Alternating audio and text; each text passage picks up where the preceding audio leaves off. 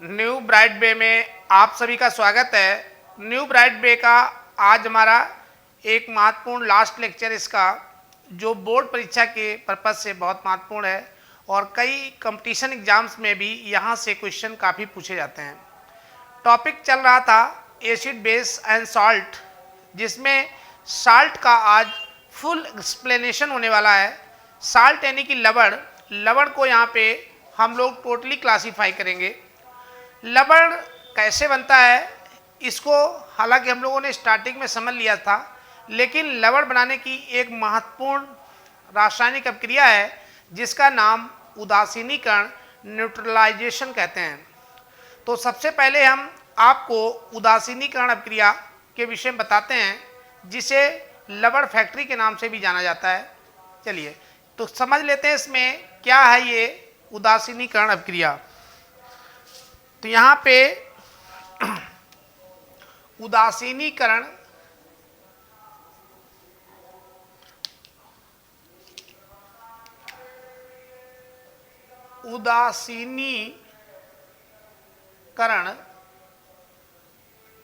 अभिक्रिया। तो उदासीनीकरण अभिक्रिया, जिसको इंग्लिश में न्यूट्रलाइजेशन रिएक्शन कहते हैं, न्यूट्रलाइजेशन रिएक्शन के नाम से ये जानी जाती है, न्यूट्रलाइजेशन रिएक्शन। तो उदासीनीकरण अभिक्रिया, जिसको हम न्यूट्रलाइजेशन रिएक्शन कहते हैं, इसमें क्या होता है सबसे पहले ये समझेंगे। तो जब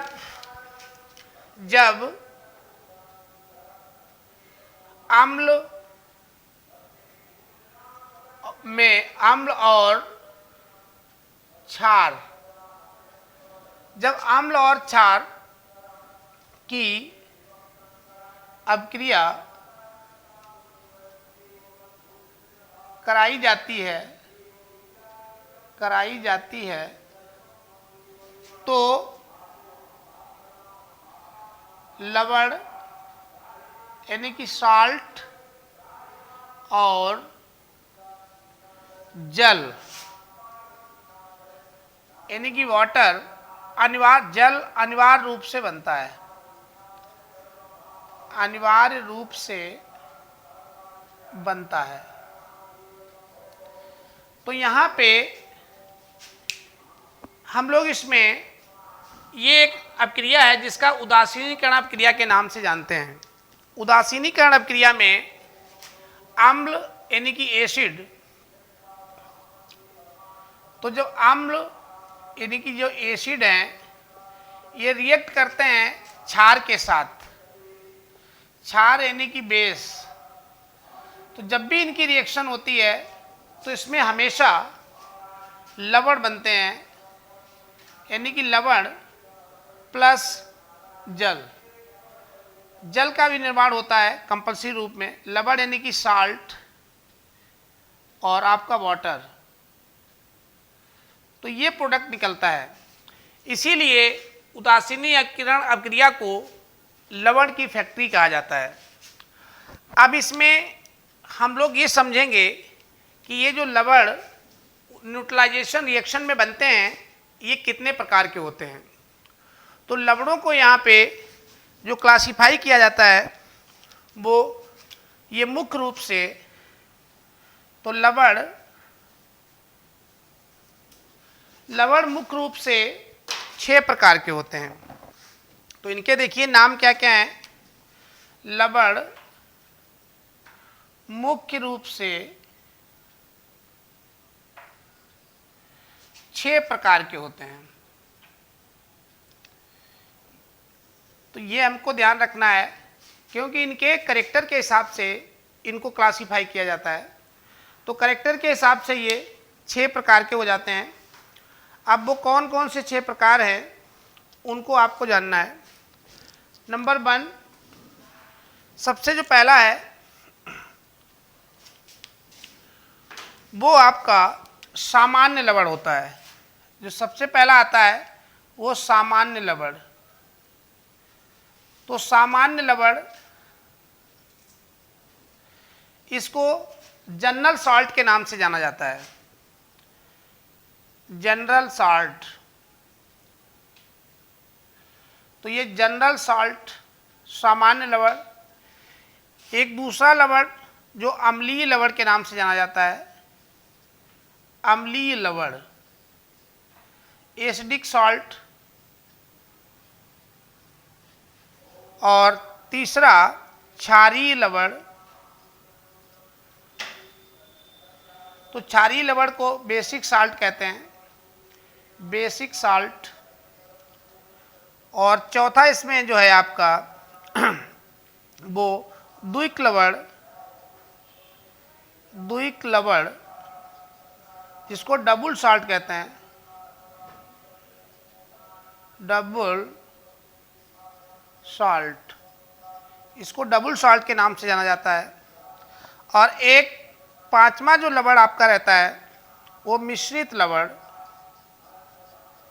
मिश्रित लवण, मिश्रित मिक्स्ड साल्ट कहा जाता है, मिक्स्ड साल्ट। तो ये मिक्स्ड साल्ट। और लास्ट है इसमें संयुक्त लवण, संयुक्त लवण जिसे कॉम्प्लेक्स साल्ट कहते हैं, कॉम्प्लेक्स साल्ट। तो इस तरीके से ये 6 प्रमुख लवण पाए जाते हैं, जिनको अब हम लोग स्पेशली इनकी शॉर्टकट में डिफिनेशन और ये क्या होते हैं इनके एग्जाम्पल से इसी। अब इसमें लवण का जो पहला टाइप्स है उसे सामान्य लवण कहते हैं, जनरल सॉल्ट। अब इसमें जनरल साल्ट की यदि डेफिनेशन लिखने के लिए आता है कि क्या होते हैं जनरल साल्ट, सामान्य लवण क्या होते हैं, तो सामान्य लवण की पहचान यही है कि जिन लवणों में H हाइड्रोजन आयन यानी H+ आयन तथा हाइड्रोक्सिल आयन OH- आयन अनुपस्थित रहते हैं, अनुपस्थित हो।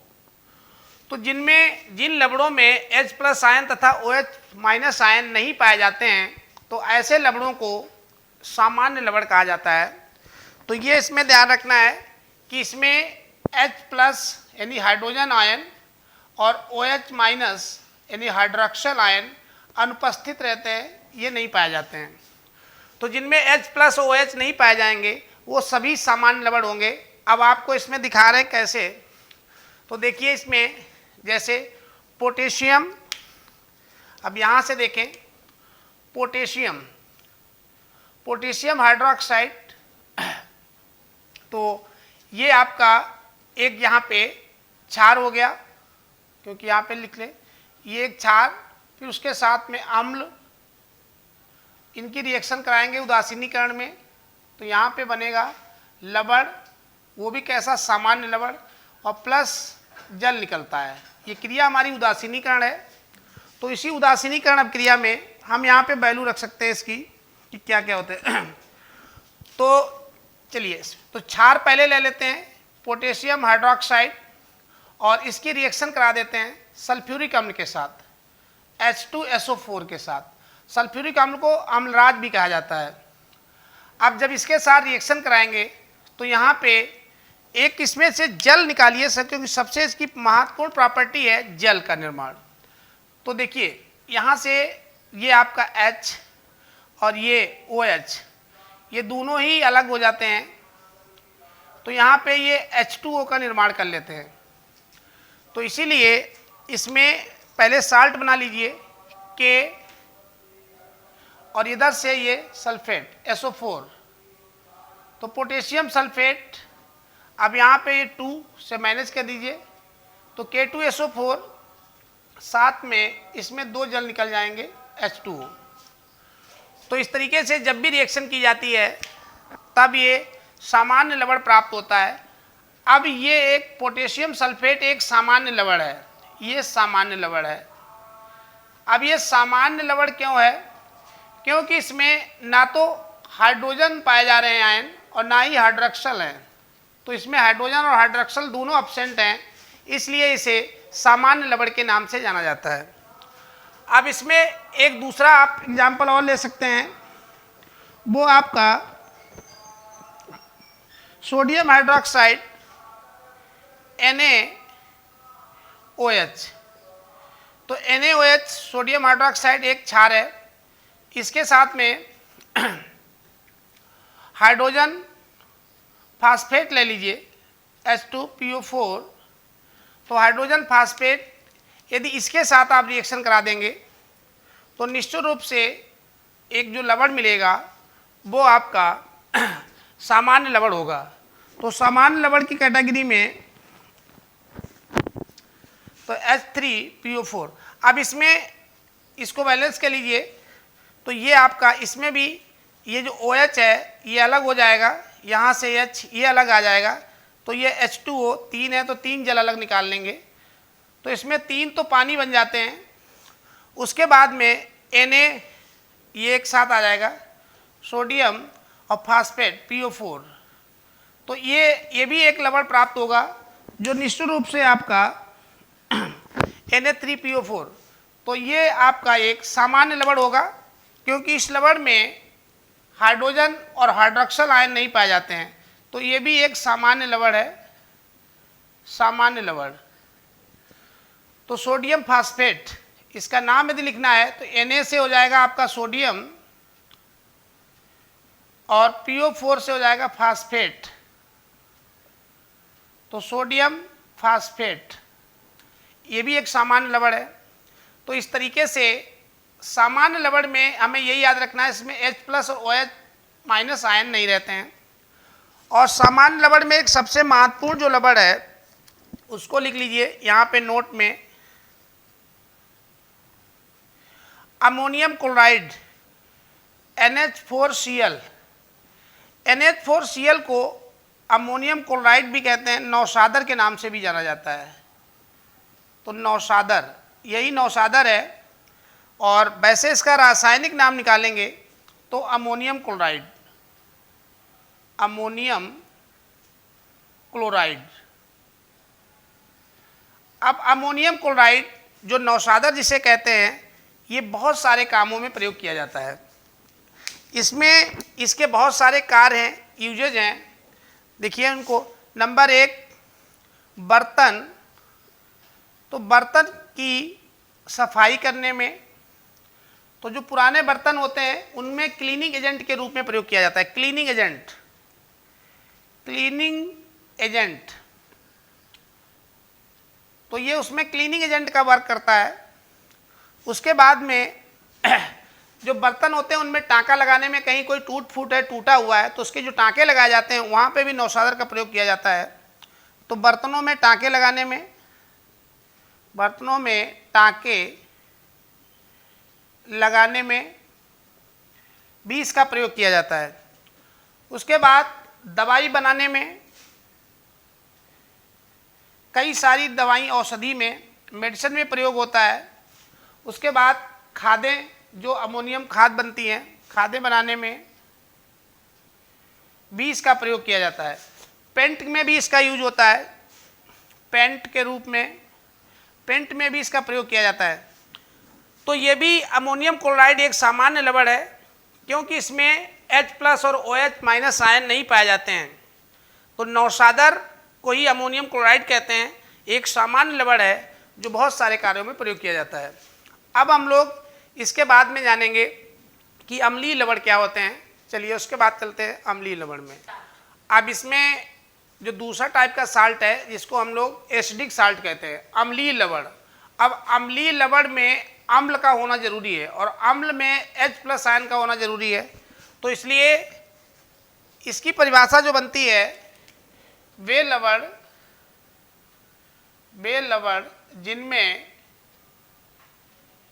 जिनमें H या H2,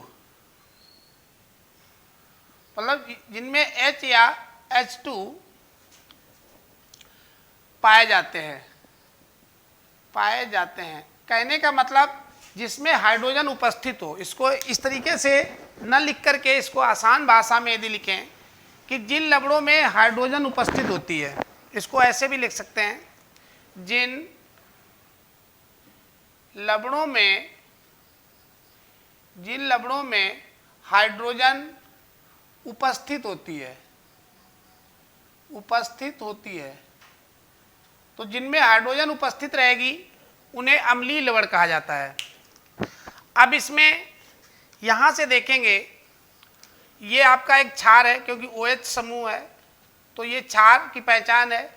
ये आपका सल्फ्यूरिक अम्ल है, तो यहाँ पे अम्ल, इनकी आपस में रिएक्शन कराई तो ये लवण और प्लस जल, ये क्रिया हुई। तो इसमें OH और H मिलकर के यही आपका जल बना लेता है H2O। तो ये जल बाहर निकल गया, जो बच गया Na और SO4 सोडियम बाईसल्फेट। तो सोडियम बाईसल्फेट में देखिए H उपस्थित है, तो जिसमें H दिखेगी वो सब अम्लीय होंगे। तो एक सोडियम बाईसल्फेट इसको बोलते हैं, सोडियम या तो बाई कह दीजिए या hydrogen sulphate, sodium hydrogen sulphate. तो सोडियम हाइड्रोजन सल्फेट एक अम्लीय लवण है क्योंकि इसमें H उपस्थित है। ऐसे ही सोडियम हाइड्रोक्साइड और हाइड्रोजन फास्फेट की आपस में रिएक्शन कराते हैं तो सोडियम हाइड्रोजन फास्फेट बनता है। इसमें भी देखिए H2, यहाँ पे भी हाइड्रोजन उपस्थित है, तो जिनमें हाइड्रोजन उपस्थित होगी ऐसे सभी लवण अम्लीय लवण होते हैं।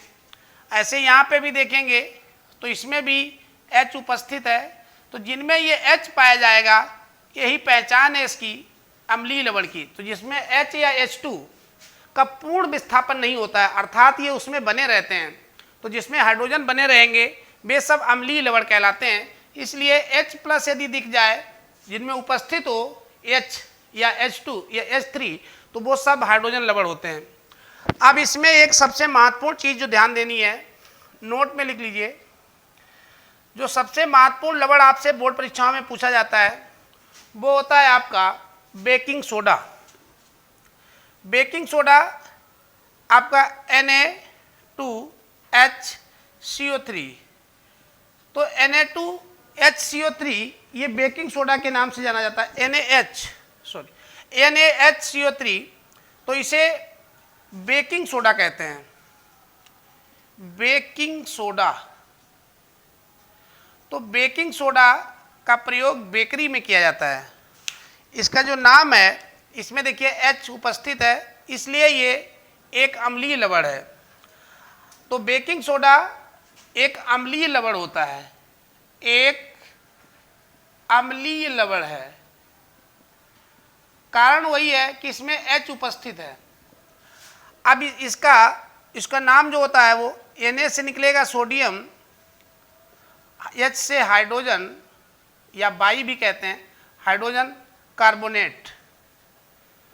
तो कार्बोनेट, तो सोडियम हाइड्रोजन कार्बोनेट को बेकिंग सोडा कहते हैं। और बेकिंग सोडा का प्रयोग बेकरी में किया जाता है। इसका प्रयोग जो है बेकरी का मतलब बिस्कुट है, जो नमकीन है या आपके ब्रेड है, तो ब्रेड बनाने में, बिस्कुट बनाने में और बेकरी के अन्य कई सारे सामानों में इसका प्रयोग किया जाता है क्योंकि ये उसको स्पंजी कर देता है। तो इसलिए ये इसका एक महत्वपूर्ण एसिडिक साल्ट है, इसे ध्यान रखेंगे क्योंकि ये कई बार बोर्ड परीक्षाओं में पूछा गया है, बेकिंग सोडा। चलिए अब चलते हैं नेक्स्ट और जानते हैं कि क्षारीय लवण क्या होते हैं। अब एसिडिक लवण के बाद में हम लोग क्षारीय लवण को देखते हैं। जैसा इसका नाम है कि क्षारीय लवण, और क्षारीय होने के लिए OH माइनस आयन का होना उपस्थित बहुत अनिवार्य है। तो जिन लवणों में, इसको नोट कर लीजिए, जिन लवणों में OH माइनस आयन यानी OH आयन उपस्थित हो, तो जिनमें ये उपस्थित होंगे तो निश्चित रूप से वे क्षारीय लवण होंगे। अब इसमें देखिए ये आपका OH लगा है तो क्षार है, क्षार प्लस ये अम्ल हो गया HCl, इसकी रिएक्शन करा दी तो ये आपका एक लवण प्राप्त होगा और यहाँ पे ये जल बनेगा उदासीनीकरण क्रिया के अंतर्गत। तो जब भी इसकी रिएक्शन कराई जाती है तो ये आपका कॉपर हाइड्रोक्साइड, तो ये copper hydroxide hydro oxide, copper oxide, ये Cl हाइड्रोक्लोरिक अम्ल, इनकी आपस में रिएक्शन हुई तो copper hydroxide chloride, copper hydroxyl chloride एक लवण प्राप्त होता है जिसका नाम है कॉपर हाइड्रोक्सल, और Cl से हो जाएगा क्लोराइड। तो यहाँ पे पहचानेंगे कैसे, इसको कैसे पहचानेंगे कि ये एक क्षारीय लवण है। तो क्षारीय होने के लिए जो कंडीशन होती है उसको देखिए, उसमें OH का होना जरूरी है। तो जिसमें OH पाया जाएगा, ये देखिए इसमें OH है, तो जिनमें OH रहेगा वो सब क्षारीय लवण कहलाएंगे। तो इस तरीके से इसको हम पहचान सकते हैं कि OH दिखाई दे तो क्षारीय, H दिखाई दे तो अम्लीय, और H और OH एको दिखाई ना दे तो उस केस में वो सामान्य हो जाता है, सामान्य लवण। अब इसमें एक देखिए, एक इम्पॉर्टेंट जो सबसे बहुत ज़्यादा पूछा जाता है परीक्षाओं में, वो होता है आपका, इसमें वॉशिंग सोडा के नाम से जाना जाता है। तो Na2H, Na2CO3, सोडियम कार्बोनेट, इसको सोडियम कार्बोनेट के नाम से भी जानते हैं, और इसमें 10 जल रहते हैं, 10H2O। तो इसके नाम कई एक हैं, तो इसको वॉशिंग सोडा भी कहते हैं, धावन सोडा, ये धावन सोडा के नाम से भी जाना जाता है, और इसे सोडा ऐश भी कहा जाता है। धावन सोडा की इंग्लिश हो जाएगी वॉशिंग सोडा, वॉशिंग सोडा, तो इसे वॉशिंग सोडा भी कहते हैं, और इसे सोडा ऐश भी कहा जाता है, सोडा ऐश। तो इसे सोडा ऐश के नाम से भी जाना जाता है। गांव में इसी को, या वैसे लोग निरमा के नाम से भी जानते हैं। तो जो निरमा रहता है जिससे कपड़े धुलते हैं, तो ये वही चीज़ है, इसीलिए इसको वॉशिंग, धावन मतलब धुलना, कपड़ों की जो धुलाई करता है, वॉशिंग सोडा। अब इसको जब सुखा के पाउडर पैकेट में भरा जाता है तो ये इसको निर्जलीकरण कर दिया जाता है। उस केस में ये Na2CO3 केवल ये रह जाता है, जल उड़ जाता है, ये निर्जलीय है, इसमें जल नहीं पाया जाता है, निर्जलीय, निर्जलीय धावन सोडा। तो ये निर्जलीय धावन सोडा है। ये कपड़े धुलने में पानी, इसको कई सारे कार्य हैं, एक तो कपड़ों की धुलाई करने में, कपड़े धुलने में, दूसरा इसी का उपयोग कठोर जल को मृदु करने में। तो कठोर जल को मृदु जल बनाने में भी इसका काम किया जाता है। इसके अलावा ये कई सारे जो है उद्योगों में भी आता है, चमड़ा उद्योग, कागज उद्योग। तो कागज उद्योग में, चमड़ा उद्योग में भी इसका प्रयोग किया जाता है। इस तरीके से ये धावन सोडा एक आपका क्षारीय लवण है। तो ध्यान रखेंगे, ये धावन सोडा एक क्षारीय लवण है जो आपका सबसे ज़्यादा इम्पोर्टेंट है इसमें। अब इसके बाद में हम लोग आगे बढ़ते हैं और पढ़ते हैं कि नेक्स्ट जो है द्विक लवण क्या होते हैं। अब देखो, इसमें हम लोग समझते हैं कि ये द्विक लवण एंड डबल साल्ट क्या होते हैं। इसके नाम से ही क्लियर है कि द्विक मतलब डबल साल्ट, जो दो भिन्न लवणों के क्रिस्टलीकरण से बनते हों। तो इसकी परिभाषा होती है, जो दो भिन्न लवणों के क्रिस्टलीकरण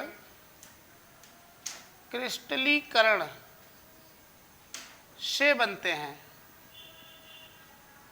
तो जो दो लवणों भिन्न के क्रिस्टलीकरण से बनते हैं उन्हें द्विक लवण कहते हैं। जैसे इसमें देख लीजिए, पोटेशियम सल्फेट एक लवण है और एल्युमिनियम सल्फेट एक दूसरा लवण है, और इसमें 24 जल है।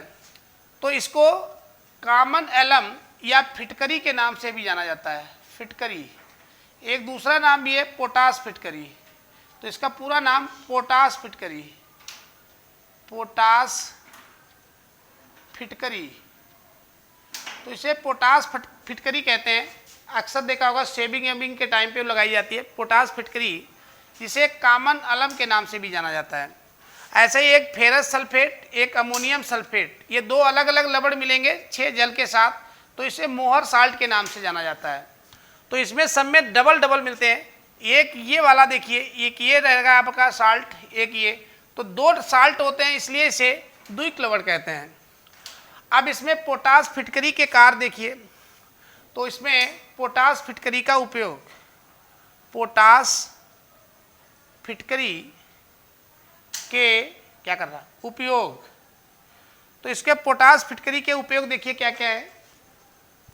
इसमें सबसे नंबर एक, जब कोई चीज़ कट जाती है, कट छट जाता है, तो उसके खून को जो बहता है उसको रोकने के लिए, तो ब्लड क्लॉटिंग में, ब्लड क्लॉटिंग, तो ब्लड क्लॉटिंग में ये हेल्प करता है, सहायता करता है, यानी कि खून को बहने से रोकता है, खून को बहने से रोकता है, बहने से रोकता है, तो उसको बहने से रोकता है। दूसरा काम, पानी को साफ करने में, तो जल को साफ करने में भी इसका प्रयोग करते हैं, करने में जल को साफ करता है। कीटाणुनाशक के रूप में भी, कीटाणुनाशक, कीटाणुनाशक के रूप में भी इसे प्रयोग किया जाता है। इस तरीके से पोटास फिटकरी के बहुत सारे महत्वपूर्ण कार्य हैं। अब इसके बाद में हम लोग चलते हैं आगे और समझते हैं कि मिश्रित लवण क्या होते हैं। तो ये चौथे नंबर, पांचवें नंबर पे। अब इसके बाद हम लोग समझते हैं कि ये जो मिश्रित लवण होते हैं, जिसको मिक्स सॉल्ट कहते हैं, ये क्या होते हैं। तो ये 5th नंबर पे है आपके मिक्स सॉल्ट। तो इसमें या इन लवणों में, इन लवणों में कहें या जिन लवणों में, जिन लवणों में दो या दो से अधिक अम्लीय मूलक एक क्षारीय मूलक से या दो से अधिक क्षारीय मूलक, क्षारीय मूलक एक अम्लीय मूलक से या एक से अधिक भी अम्लीय मूलक से जुड़े होते हैं, जुड़े होते हैं। अब यहाँ पे देखिए सोडियम पोटेशियम सल्फेट, तो यहाँ पे दो आपके जो है अम्लीय लवण एक सल्फेट से जुड़े हुए हैं, तो इसको सोडियम पोटेशियम सल्फेट, सोडियम एक हो गया, दूसरा पोटेशियम, तो दो मूलक के आगे, और फिर सल्फेट से जुड़े रहते हैं। एक ये सोडियम पोटेशियम फास्फेट, तो सोडियम पोटेशियम दो मूलक हैं, फास्फेट से जुड़े हुए हैं, फास्फेट। तो ऐसे लवणों को मिश्रित लवण कहा जाता है। अब इसका जो सबसे इंपॉर्टेंट है कैल्शियम, कैल्शियम ऑक्सीक्लोराइड, इसका पूरा नाम कैल्शियम ऑक्सीक्लोराइड, कैल्शियम ऑक्सीक्लोराइड के नाम से इसको जाना जाता है। अब इसे एक जो नया नाम है जिसके नाम से फेनक है, विरंजक चूर्ण। तो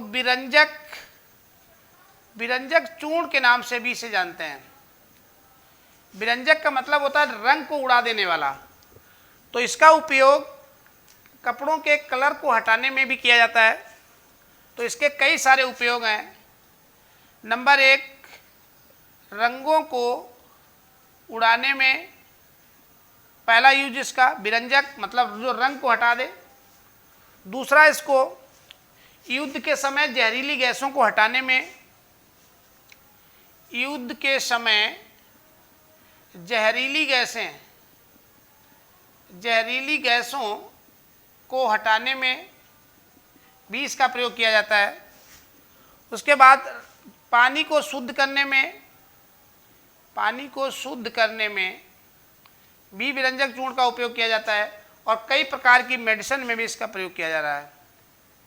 तो कई प्रकार की मेडिसिन में भी इसका यूज हो रहा है। तो इस तरीके से विरंजक चूर्ण एक महत्वपूर्ण मिश्रित लवण है जिसे CaOCl के रूप में भी लिखते हैं और CaOCl2 के रूप में भी लिखा जाता है। तो इस तरीके से मिश्रित लवण के ये महत्वपूर्ण एग्जाम्पल्स हैं, इनको ध्यान रखेंगे। अब पढ़ते हैं लास्ट में एक आपका जो बचा है कॉम्प्लेक्स सॉल्ट। अब इसमें हम लोग लास्ट में समझते हैं कि कॉम्प्लेक्स सॉल्ट या जटिल लवण क्या होते हैं। ये ऐसे लवण होते हैं जिनमें एक सिंपल आयन और दूसरा एक जटिल आयन बनता है, जैसे पोटेशियम फेरोसाइनाइड। तो पोटेशियम फेरोसाइनाइड, तो पोटेशियम फेरोसाइनाइड से जब इसको ब्रेक किया जाता है तो एक ये सिंपल आयन बनता है, साधारण आयन। तो ये इसका साधारण आयन में टूटता है और एक ये जटिल आयन में टूटता है, जटिल आयन। तो जिसमें एक साधारण एक जटिल आयन निकलता है, ये फेरोसाइनाइड एक जटिल आयन है। तो ऐसे लवण को आपको कॉम्प्लेक्स साल्ट कहा जाता है। इसके अलावा कुछ और महत्वपूर्ण साल्ट हैं, जैसे कास्टिक सोडा जिसमें कास्टिक पाई जाती है, NaOH सोडियम हाइड्रोक्साइड, इसको सोडियम हाइड्रोक्साइड के नाम से जानते हैं। Na से हो जाएगा सोडियम और OH से हो जाएगा हाइड्रोक्साइड, हाइड्रोक्साइड। तो sodium hydroxide. Plaster of Paris most important है, जो जिप्सम को गर्म करके 160 से 150 डिग्री सेंटीग्रेड पे बनाया जाता है।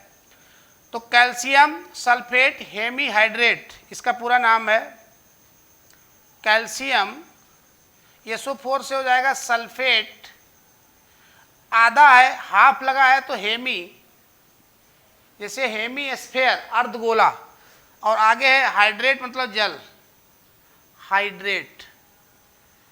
तो जो प्लास्टर ऑफ पेरिस है, जो किसी के पैर टूट जाते हैं, हड्डियां टूटती हैं, उसमें जो प्लास्टर किया जाता है ये वही है plaster of Paris. Calcium sulphate hemihydrate का सूखा पाउडर होता है और जैसे इसको जल के साथ रिएक्शन कराते हो ये बहुत जल्द से कठोर होने लगता है। तो इस तरीके इसको कैल्शियम सल्फेट इस तरीके से भी इसे लिखा जाता है। और जिप्सम का सूत्र 2 बाहर कर दीजिए तो CaSO4 2H2O। बस इसको थोड़ी देर के बाद ये बहुत हार्ड हो जाता है और हड्डी की सुरक्षा करता है। एक और महत्वपूर्ण साल्ट है जिसको माइक्रोकॉस्मिक लवण कहते हैं, सोडियम अमोनियम हाइड्रोजन फास्फेट। तो sodium ammonium hydrogen phosphate, Na से हो जाएगा सोडियम, NH4 से अमोनियम हाइड्रोजन और PO4 से फास्फेट। तो ये एक माइक्रोकॉस्मिक लवण है जो सिलिका परीक्षण में काम आता है, बालू का परीक्षण, सिलिका परीक्षण, SiO2 परीक्षण में इसका उपयोग किया जाता है। इस तरीके से ये प्रमुख कुछ साल्ट थे जो बोर्ड परीक्षा में बहुत महत्वपूर्ण है, पूछे जाते हैं। चलिए इसी के साथ ये चैप्टर समाप्त होता है। Thank you for watching.